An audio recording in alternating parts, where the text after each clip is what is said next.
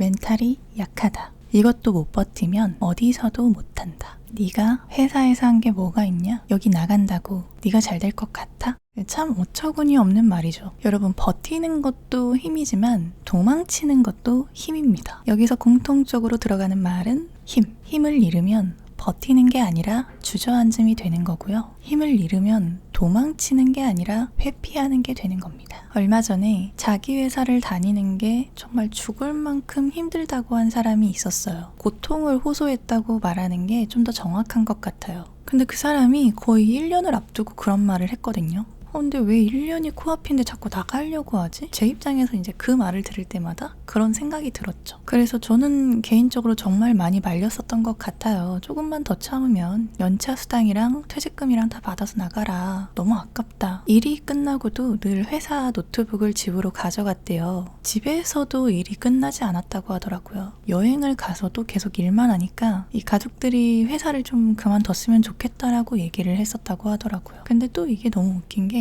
퇴사를 말하면은 퇴사 과정이 지나치게 길어지고 그 안에서 본인이 괴로워질까봐 그게 더 이제 무섭다는 거죠. 그리고 이제 사람들은 나를 어떻게 볼까? 한심하게 볼까? 여기에 답은 있을까? 나는 왜 이렇게 불쌍하지? 다양한 생각에 매일 수십 번씩 천국과 지옥을 계속 오가고 있었다고 하더라고요. 그런 생각이 수십 번씩 드는데 늘 회사를 나갔다고 해요. 결론부터 말씀드리자면 그 친구는 결국에 퇴사를 했습니다. 그리고 매우 행복해 하더라고요. 잦은 야근, 그리고 사람들이 주는 압박, 다들 무표정한 표정에 다소 어두운 분위기, 자괴감이 들고 우울감이 들어서 누굴 만날 생각조차도 잘 하지 못하는 일상. 이게 어쩌면 그 친구의 하루가 아니었을까 싶더라고요. 제가 4일 전에 슈카월드를 봤었는데 거기에 이런 주제가 나왔어요. 이 G7 국가들이랑 비교를 해서 대한민국 살자율이 무려 27.3%로 굉장히 압도적이더라고요. 그걸 보고 어쩌면 우리는 너무 폭력적이고 도덕성이 좀 결여된 이 직장 생활에 지나치게 노출이 된 게 아닐까라는 생각이 많이 들었습니다. 그러면은 국내산 무림건법에 맞게 이런 말을 한번 해볼게요. 손자병법에서 모공 부분을 보면 이런 말이 있습니다. 꾀알모 칠공.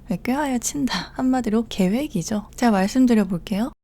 맘먹는 병력이면 최선을 다하여 싸우고 적보다 적은 병력이면 도망치고 승산이 없으면 피한다. 소수의 병력으로 무리하게 싸우면 강대한 적의 포로가 될 뿐이다. 공격을 해야만 한다는 것을 감안하고도 그냥 포기하고 도망쳐야 된다. 공짜로 적에게 이익을 퍼주느니 차라리 패배를 인정하는 것이 낫다. 도망치는 것도 기세가 있어야 가능하다. 기세가 있는 군대는 질서정연하게 후퇴하여 귀신같이 다시 진을 쌓고 적을 막아낸다. 대충 이런 내용이에요. 우리 사회는 포기나 도망을 굉장히 나쁘게 이야기하지만 이것도 사실은 나름대로 굉장한 전략입니다. 그래서 진짜를 위해 승산이 없는 게임을 피하는 거죠. 그러고 보면은 저도 도망친 적이 있어요. 개인이 어떻게 회사를 이깁니까? 그 말이 안 되잖아요. 근데 뭐 가끔은 이기는 경우도 있긴 합니다. 그렇지만 모두가 아닌 환경에서는 굳이 공짜로 적에게 지나친 이익을 퍼주지 말고 차라리 패배를 인정하는 게 훨씬 낫다는 거죠.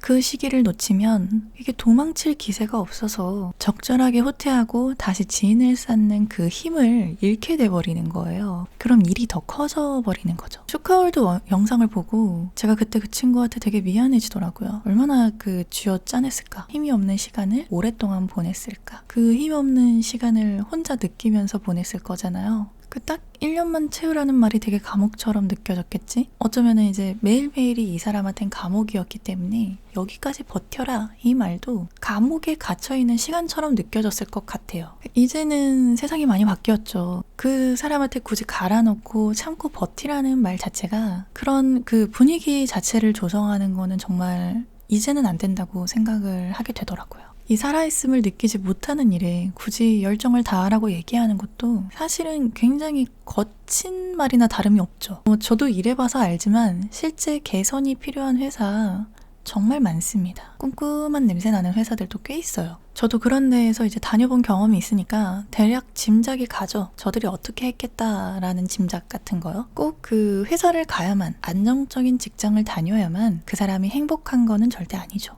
그 나머지를 굉장히 최악인 것처럼 얘기하는 이 문화 자체가 저희가 좀 버려야 되는 문화라고 생각을 해요. 남에 대해서 뭘 안다고 그렇게 함부로 얘기를 합니까? 그리고 어떤 상황이든 다 그만한 이유가 있었을 거예요. 그래서 오늘은 회사나 어딜 가든 참고 혼자서 모든 걸 감당하는 일은, 그런 행동은 절대 안 했으면 좋겠다라는 내용이었습니다. 이게 진짜 국룰이에요. 사실 그렇게 하지 않아도 충분히 행복하게 사실 수 있고, 굳이 남 생각하지 말고 그냥 나라는 사람 자체의 전략만 짜면 되는 거니까 그렇게 어려운 일도 사실은 아니죠. 손자병법은 추측하기로 기원전 771년 춘추 시대에 시작되었다고 합니다. 그 먼 과거의 사람들도 여차하면 전략적으로 다 도망을 치는데 한 개인이 뭐라고 끝까지 버티면서 그 집단에서 살까요? 이게 철 따라 진짜 계절 따라 아름다움을 다 느끼고 살기에도 부족한 시간들인데 말이죠. 오늘은 이런 이야기를 해봤습니다. 여러분들의 기세를 잃지 않기 위해 그 직장에서 나만의 힘을 조절하는 것, 그것도 전략이다. 오늘 이야기는 여기까지. 안녕.